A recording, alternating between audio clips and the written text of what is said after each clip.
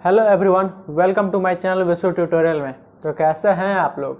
आज हम लोग क्लास 9 का फिजिक्स का चैप्टर 2 जिसका नाम है force and laws of motion का पार्ट 2, ये लेक्चर नंबर 2 है, इसमें पढ़ेंगे।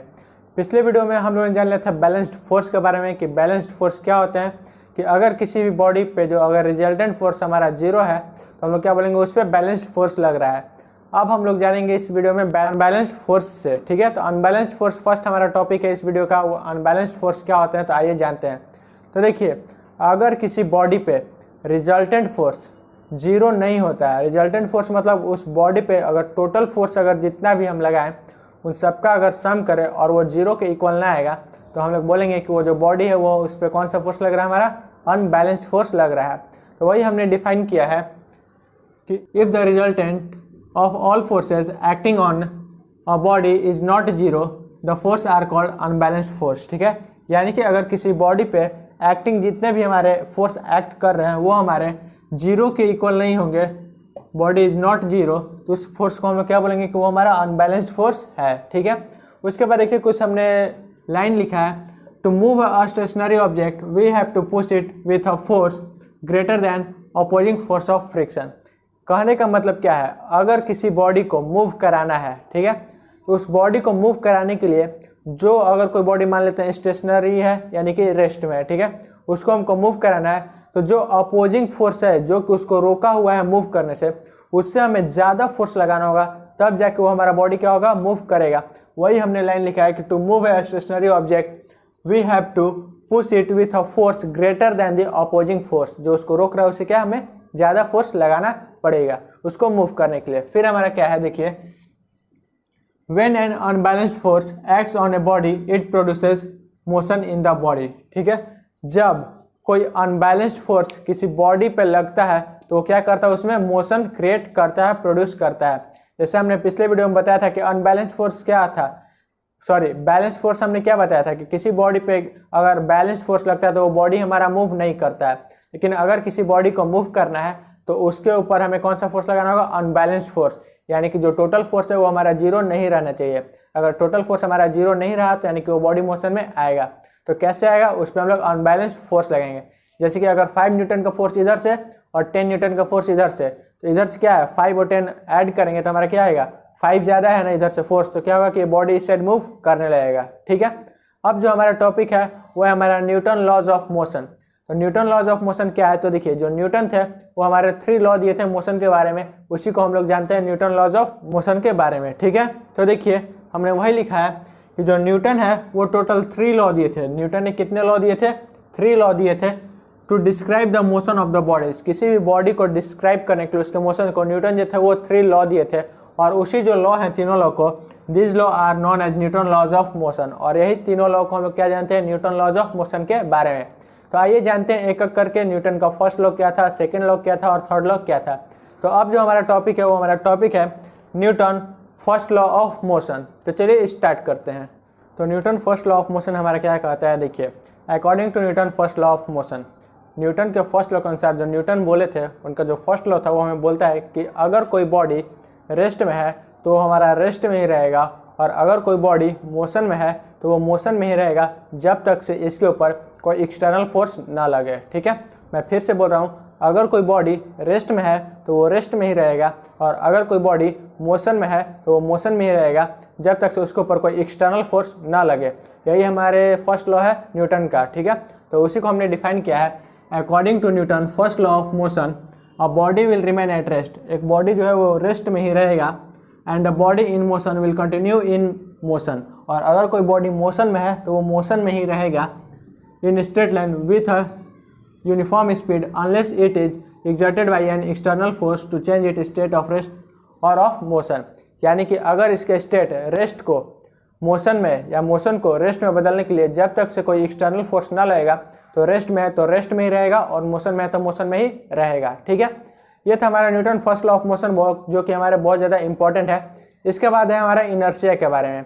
एक टॉपिक आता है हमारा इनर्शिया। इनर्शिया क्या होता है, देखिए, तो इनर्शिया का हमने डिफाइन लिखा है, the tendency of body to remains at rest और if moving to continue moving in a straight line is called inertia.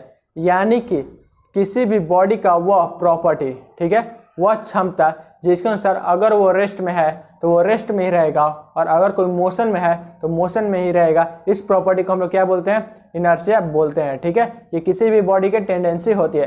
जैसे हम अभी रेस्ट में है तो हम अभी रेस्ट में ही रहेंगे, तो यानी कि हमारे में इनर्शिया है। ठीक है, और अगर हम मूव कर रहे हैं तो मूव करते रहेंगे जब तक से हमारे पे कोई एक्सटर्नल फोर्स न लगेगा, तो इसे हम क्या बोलेंगे, इनर्शिया। ठीक है, अब इनर्शिया के बारे में कुछ बातें जान लेते हैं। देखिए, इनर्शिया वह प्रॉपर्टी है किसी बॉडी का due to which it resist or change in it state or rest or of uniform motion. कहने का मतलब क्या है कि ये बहुत ही इंपॉर्टेंट टॉपिक है इनर्शिया, जो कि आपको एग्जाम में आ भी सकता है। पूछेगा इनर्शिया क्या है, या फिर ऑब्जेक्टिव क्वेश्चन में भी पूछ देगा कि वह कौन सा प्रॉपर्टी है, वह कौन सा चीज़ है जिसके वजह से कोई भी बॉडी जो है अगर रेस्ट में है तो रेस्ट में ही रहेगा और मोशन में है तो मोशन में ही रहेगा। तो ये हमारा इनर्शिया है। ठीक है, इनर्शिया वो प्रॉपर्टी है किसी बॉडी का जिसके वजह से क्या होता है कि अगर कोई बॉडी रेस्ट में है तो रेस्ट में ही रहेगा और अगर मोशन में है तो यूनिफॉर्म मोशन में ही रहेगा जब तक से इसके ऊपर कोई फोर्स ना लगे। ठीक है, अब हमारा क्या है, देखिए इनर्शिया को मेजर कैसे करते हैं। ठीक है, तो मास क्या है हमारा, मास, दम है तो रोक ले, बिल्कुल नहीं, वो मास नहीं, मेरी जंग वाला मास नहीं। मास कहने का मतलब है जो हमारा वेट जो होता है ना, वजन आपको बताए थे मास और वेट में क्या डिफरेंस होता है। ठीक है, तो मास कहने का मतलब है कि किसी बॉडी की इंटरनल प्रॉपर्टी को हम क्या बोलते हैं, वो मास बोलते हैं। ठीक है, यानी कि किसी भी बॉडी में अगर मास है तो उसके अंदर इनर्शिया होगा। ठीक है, mass is directly proportional to inertia. समझ में आया?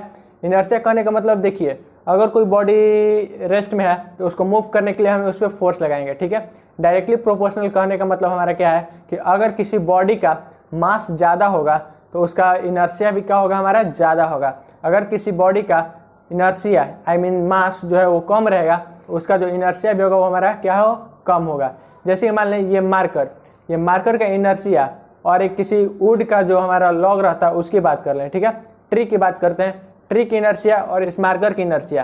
तो लाइटर कौन है, हल्का कौन है, ये, तो यानी कि इसका मास कम है तो इसका इनर्शिया भी कम है, और जो ट्री है वो हमारा हेवियर है तो उसका इनर्शिया भी क्या हमारा ज़्यादा है। यानी ज़्यादा मास रहेगा तो इनर्शिया ज़्यादा, कम मास रहेगा तो इनर्शिया कम।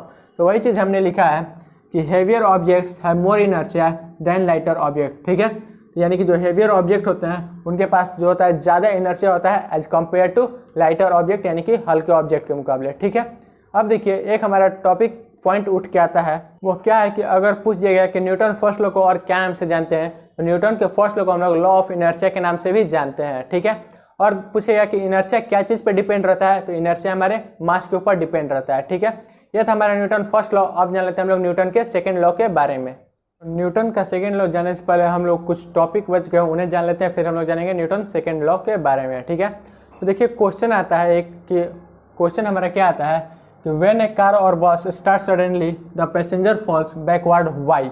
ठीक है, यानी कि जब हम लोग ऐसे अपने डेली लाइफ में भी देखते हैं कि जब किसी व्हीकल्स में, किसी कार या बस में बैठे रहते हैं, जब अचानक कार या बस स्टार्ट होता है तो हम लोग क्या होता है, आगे की ओर जर्क करते हैं। ठीक है, पीछे की ओर जर्क करते हैं। ठीक है, जैसे कार अचानक स्टार्ट हुआ तो हम लोग पीछे की ओर हटते हैं, ऐसा क्यों होता है, ये हमारा क्वेश्चन आता है। तो ये भी जो होता है हमारा इनर्शिया की वजह से होता है। या फिर एक और क्वेश्चन आता है कि जब कार मूव कर रहा होता है या बस, तो अचानक जब कार स्टॉप होता है तो हम लोग आगे की ओर जर्क करते हैं, ट्रेन या कुछ में भी देखे होंगे आप लोग। तो ऐसा क्यों होता है, तो ये भी जो होता है इनर्शिया के कारण होता है, और उसका जो सूटेबल आंसर होगा वो क्या होगा, ये देखिए। When a car or bus starts suddenly, the passenger falls backward.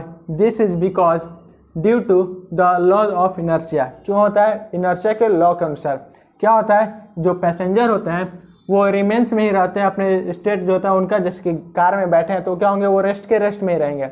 लेकिन जो कार होंगे वो रेस्ट से क्या करते हैं, अपना मोशन चेंज करते हैं। ठीक है, अपना पोजीशन जो स्टेट है वो चेंज करते हैं, तो इसलिए वो हमें पीछे की ओर जर्क करते हैं। ठीक है, उसी प्रकार सेकेंड क्वेश्चन आता है, when a running car or bus stop suddenly the passenger are jerked forward why. तो इसका भी आंसर क्या है कि when a running car or bus stop suddenly the passengers are jerked forward because due to inertia the passengers tends to remain in their state of motion. ठीक है, जो passenger होते हैं वो कैसे रहते हैं, वो मोशन में। जो कार जब मूव कर रहा है तो उनका जो बॉडी है कार के मोशन के साथ साथ उनका भी बॉडी मोशन में है। ठीक है, जो कि हमारा किसके द्वारा होता है, मूविंग कार और बस के द्वारा। लेकिन जब हमारा कार और बस स्टॉप होते हैं तो वो अपना क्या करते हैं, अपना स्टेट चेंज करते हैं, जिसकी वजह से हमें क्या होता है, पीछे की ओर जर्क करना पड़ता है। ठीक है, पीछे की ओर कर, जब स्टार्ट हुआ तो पीछे की ओर, और जब रुकते हैं तो हमें आगे की ओर जर्क करना पड़ता है। ये मेन इसका कारण है इनर्शिया की वजह से।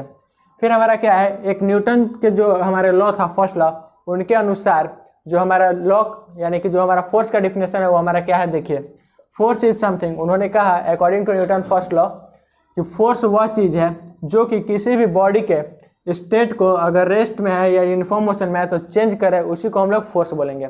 फोर्स हमारा वह चीज़ है जो कि किसी बॉडी के स्टेट को अगर रेस्ट में है तो मोशन में, और मोशन में तो रेस्ट में चेंज करे, वो किसकी वजह से होता है, वो हमारा फोर्स के वजह से होता है।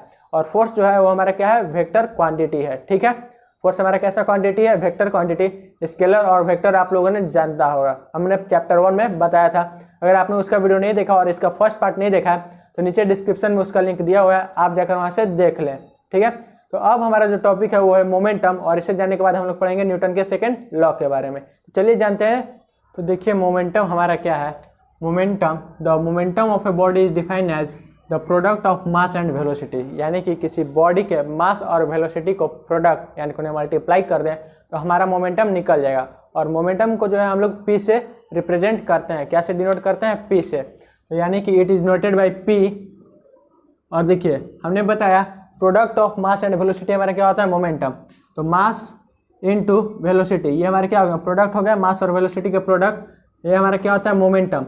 मोमेंटम को हम लोग पी से लिखते हैं। ठीक है, मास को क्या से, एम से लिखते हैं, और वेलोसिटी को क्या से लिखते हैं, वी से। ठीक है, तो हमारा मोमेंटम का फॉर्मूला हो गया P equal to M into V. ठीक है, मोमेंटम का फॉर्मूला क्या है, P into M into V. और जो मोमेंटम का SI यूनिट है, SI यूनिट मतलब इसे हम लोग क्या में मेजर करते हैं, तो देखिए मास का क्या होता है हमारा kg, और वेलोसिटी का क्या होता है, मीटर पर सेकेंड।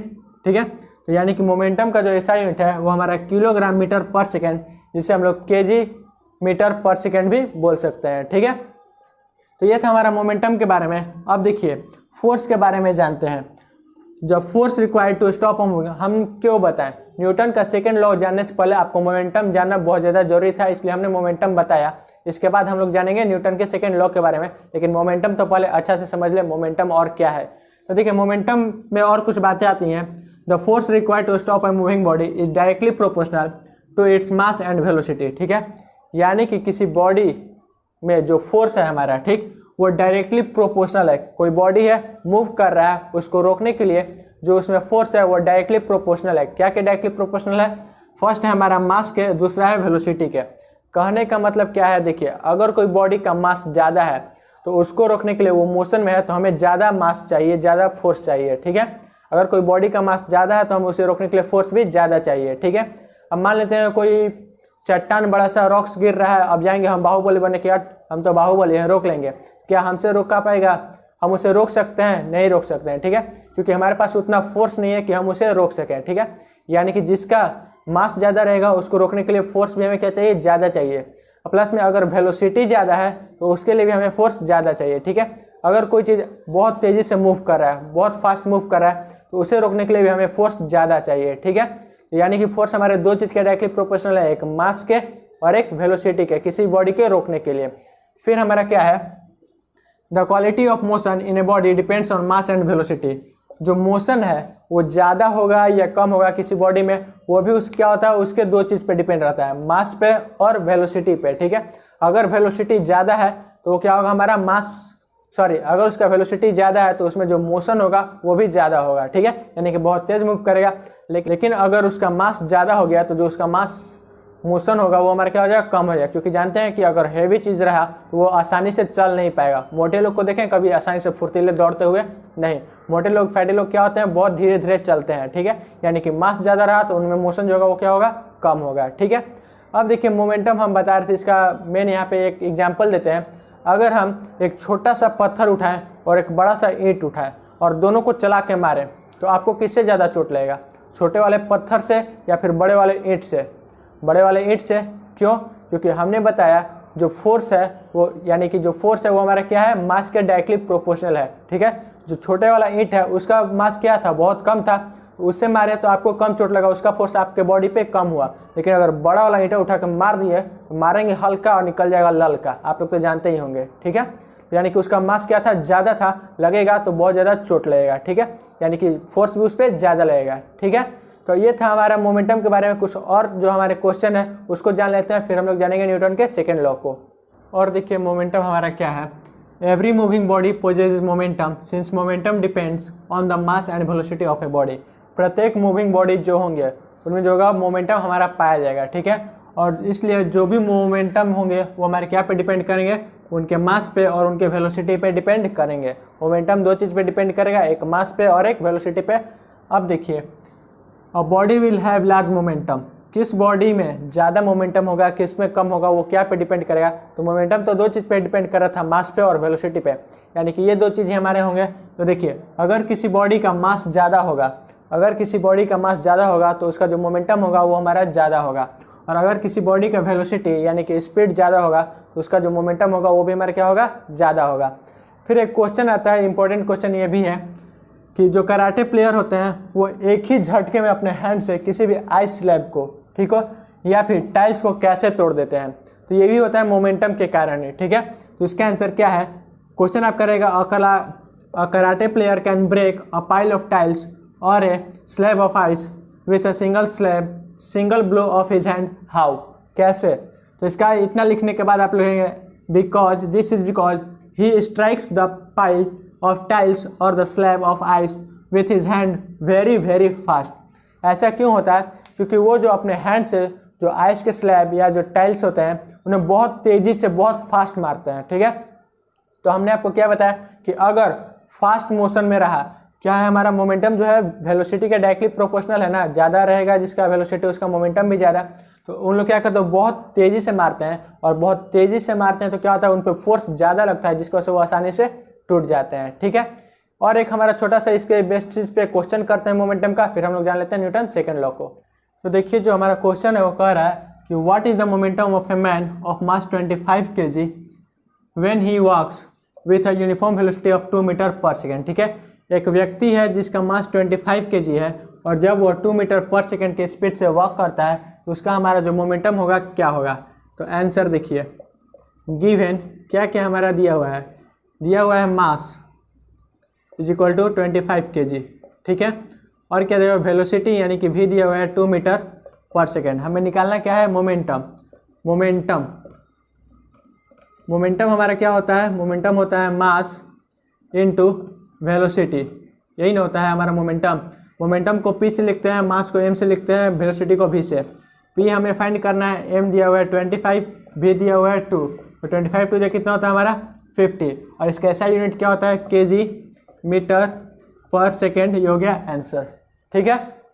तो जो न्यूटन का सेकेंड लॉ है वो हमारा क्या कहता है, तो देखिए न्यूटन के सेकेंड लॉ के अनुसार जो मोमेंटम है हमारा वो डायरेक्टली प्रोपोर्शनल होता है फोर्स का जो इसके ऊपर लगता है, ठीक है। यानी कि according to Newton second law the momentum is directly proportional to the force applied on a body, यानी कि उस बॉडी के ऊपर जो हमारा फोर्स लगता है उसके डायरेक्टली प्रोपोर्शनल होता है। और जो मोमेंटम है उसका डायरेक्शन किधर होगा, तो जिस डायरेक्शन में फोर्स लगेगा उसी डायरेक्शन में मोमेंटम होगा। जैसे कि इधर है फोर्स, अगर हम इस डायरेक्शन में लगा रहे हैं तो क्या होगा कि बॉडी का मोशन भी जो होगा मोमेंटम जो होगा, मोमेंटम क्या होता है मास इनटू वेलोसिटी, उसका मास होगा और वेलोसिटी होगा, तो वो हमारा उसी के डायरेक्शन में होगा, ठीक है। तो वही हमने लिखा है कि Newton second law of motion क्या कहता है, according to Newton second law of motion the rate of change of momentum of a body is directly proportional to the applied force, ठीक है। जो भी फोर्स उस पर लगता है उसके डायरेक्टली प्रोपोर्शनल होता है, ठीक है। And takes in the direction of force which acts, और किस डायरेक्शन में होता है, तो जिस डायरेक्शन में फोर्स लगता है उसी डायरेक्शन में होता है, ठीक है। तो यहाँ से जो हमारा मोमेंटम जो फोर्स का एक और फॉर्मूला आता है वो हमारा क्या है, देखिए फोर्स बताएं जो Newton second law, force is directly proportional, ये जो आपको साइन दिख रहा है ये हमारा डायरेक्टली प्रोपोर्शनल का साइन है, इसको क्या बोलते हैं, डायरेक्टली प्रोपोर्शनल। इसे आप लोग ब्रैकेट में यहाँ पे लिख भी सकते हैं अपने नोट्स में, इसको हम लोग डायरेक्टली प्रोपोर्शनल का साइन बोलते हैं। तो जो फोर्स है वो डायरेक्टली प्रोपोर्शनल है चेंज इन मोमेंटम बाई में टाइम, ठीक है। The rate of change of, rate कहने का मतलब क्या, जब भी आपको रेट दिखे तो समझिएगा बाई में हमारा टाइम है, ठीक है। तो चेंज इन मोमेंटम बाई में टाइम, ठीक है, चेंज इन मोमेंटम बाई में टाइम। और देखिए चेंज इन मोमेंटम कहने का मतलब क्या है कि पहले कुछ और रहा होगा फिर कुछ और रहा होगा तभी तो चेंज हुआ होगा। अगर पहले दो था कुछ फिर दो ही है तो क्या उसमें कोई चेंज हुआ, नहीं। यानी कि पहले भी कुछ चेंज अलग रहा होगा और फिर बाद में वो बदल गया होगा तभी ना चेंज हुआ। तो यानी कि फर्स्ट हम लोग याद है जो मोशन में पढ़ रहे थे इनिशियल वेलोसिटी और फाइनल वेलोसिटी, ठीक। यू को हम लोग इनिशियल मानते थे, वी को हम लोग फाइनल मानते थे। तो वही हमने किया मोमेंटम का फॉर्मूला क्या होता है, मास इंटू वेलोसिटी। तो चेंज इन वेलोसिटी यानी कि पहले कुछ और, अब बाई में तो टाइम हमारा है ये, और माइनस कर देंगे जो फिर हमारा पहले रहा होगा, जिससे मास इंटू वेलोसिटी ये हमारा क्या है, फाइनल है। जब भी हम लोग निकालते थे फाइनल माइनस इनिशियल निकालते थे, ठीक है, में v माइनस यू जो हम लोग निकालते थे बाई में टी। तो उसी प्रकार final momentum minus initial momentum, momentum का फॉर्मूला क्या है, mass into velocity minus mass into velocity, ठीक है। ये इनिशियल वेलोसिटी है, ये फाइनल। तो चेंज इन मोमेंटम बाई मेट टाइम, ठीक है। तो अब देखिए इसे क्या किया, एफ हमारा फोर्स है, डायरेक्टली प्रोपोर्शनल है, एम और एम दोनों में है, तो क्या किए, एम हम कॉमन ले लिए, ठीक है। तो एम कॉमन ले लिए तो v माइनस यू बच गया और बाई में टी, ठीक है। तो देखिए अब जानते हैं कि v माइनस यू बाई में टी ये हमारा क्या होता है, एक्सेलरेशन। एक्सेलरेशन का याद है, चेंज इन वेलोसिटी था ना, चेंज इन वेलोसिटी यानी कि final velocity minus initial velocity by में टी, मोमेंटम था ना, सॉरी एक्सेलरेशन था। तो v माइनस यू बाई में टी हमारा क्या होता है, एक्सेलरेशन। तो इसे हम लोग चाहें तो m into V minus U by में टी भी लिख सकते हैं, और v minus U by T हमारा क्या होता है, एक्सेलरेशन होता है। तो हमने वही लिखा, चूँकि since v minus U by में टी इज इक्वल टू ए यानी कि एक्सेलरेशन होता है। तो यहाँ से हमारा फोर्स का फॉर्मूला क्या आता है, देखिए force is directly proportional to mass, ये वाला मास, और v माइनस यू बाई में टी जो है वो हमारा क्या है, एक्सेलरेशन। तो फोर्स का फॉर्मूला हो गया मास इंटू एक्सेलरेशन। एफ हमारा क्या है, एफ हमारा फोर्स है, एम क्या है, एम हमारा मास है, ए क्या है, ए हमारा एक्सेलरेशन है, ठीक है। अब देखिए क्वेश्चन आता है कि जो न्यूटन का सेकेंड लॉ है वो क्या क्या के बीच रिलेशन हमें बताता है। तो ये जो क्वेश्चन है इसका आंसर क्या होगा, देखिए Newton second law of motion gives relation between force and acceleration. Newton का जो सेकेंड लॉ है वो किसके बीच रिलेशन हमें बताता है, तो फोर्स और एक्सेलरेशन के बीच, क्योंकि फॉर्मूला क्या होता है, force is directly proportional to mass into acceleration. Directly proportional कहने का मतलब कि मास बढ़ाएंगे एक्सेलरेशन बढ़ाएंगे तो फोर्स भी हमारा बढ़ेगा, ठीक है। तो यहाँ से देखिए एक्सेलरेशन का फॉर्मूला हमारा क्या आता है उसे देखते हैं। तो हमारा देखिए, तो देखिए force is directly proportional to mass into acceleration था, ठीक है। यहाँ से लिख सकते हैं कि एफ इज इक्वल टू क्या हो जाएगा हमारा, मास इंटू एक्सेलरेशन, ठीक। ये जो एम है यहाँ क्या है हमारा, मल्टीप्लाई में है, इक्वल के इधर ट्रांसपोज करेंगे तो हमारा क्या हो जाएगा, डिवाइड में।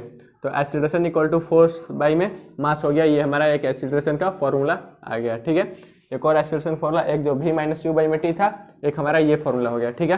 तो यहाँ से देख रहे हैं जो एक्सेलरेशन जो है वो डायरेक्टली प्रोपोर्शनल है एफ के, देखिए तो है, तो लिखेंगे A is directly proportional to F, यानी कि एक्सेलरेशन जो है वो डायरेक्टली प्रोपोर्शनल है किसके, फोर्स के।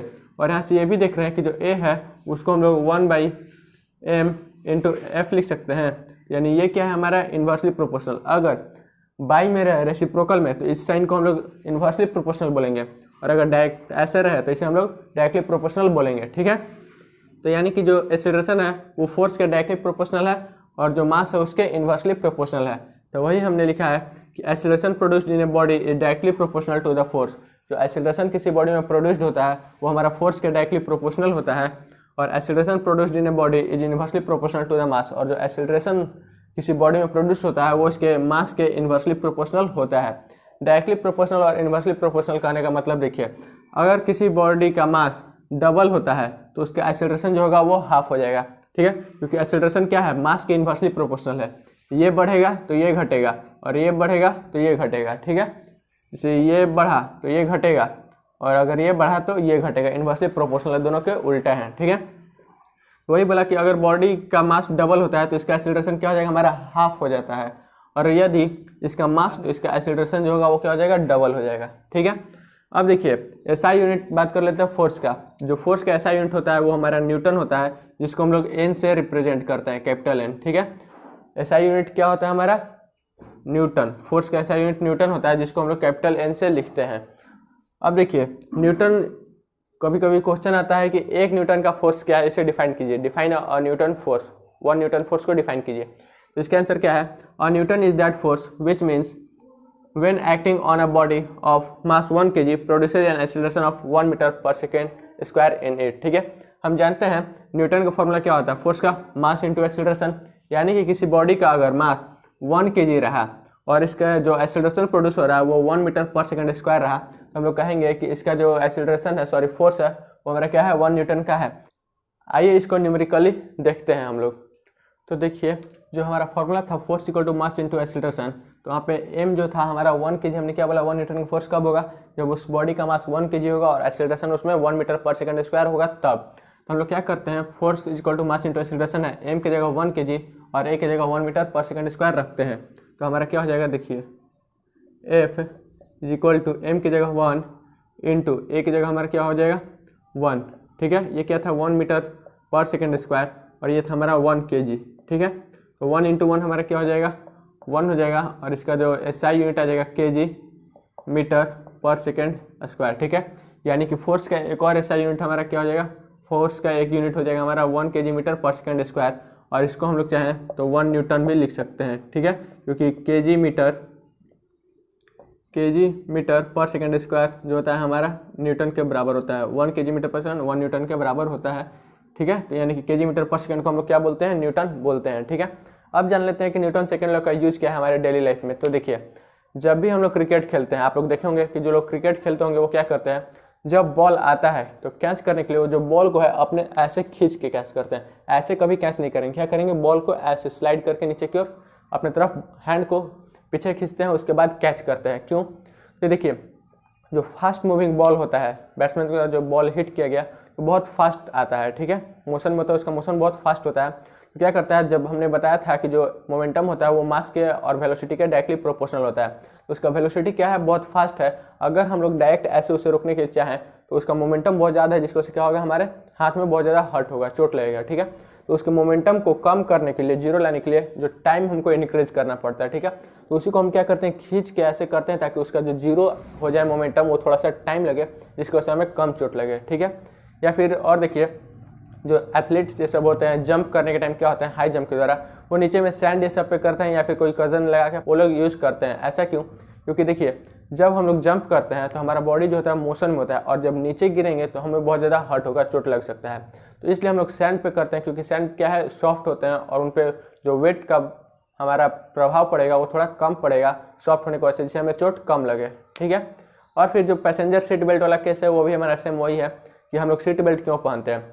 देखिए जनरली क्या होता है, जब एक्सीडेंट होता है तो जो लोग होते हैं सीट बेल्ट नहीं पहने रहते हैं, तो गाड़ी जो था वो मोशन में था, फिर अचानक टकराने के बाद, एक्सीडेंट के बाद लोग जो होते हैं उनको आगे की तरफ जर्क होना पड़ता है, ठीक है, रुकता है तो क्या होता है कि उनको बहुत ज़्यादा हर्ट हो सकता है। तो सीट बेल्ट अगर पहने रहेंगे तो हमें थोड़ा सा जो सीट बेल्ट है वो हमें रेस्ट में आने में, मोमेंटम को जीरो होने में थोड़ा सा टाइम लगाता है, लॉन्गर टाइम लेगा, जिसकी वजह से क्या होता है कि हमें कम चोट लगता है, ठीक है। तो ये था हमारा न्यूटन सेकेंड लॉ। आज की वीडियो के लिए बस इतना ही। अगले वीडियो में हम लोग कुछ क्वेश्चन करेंगे, उसके बाद इस न्यूटन सेकेंड लॉ के आधार पर, उसके बाद न्यूटन थर्ड लॉ जानेंगे और फिर 1-2 टॉपिक है, उसके बाद हमारा चैप्टर खत्म, ठीक है।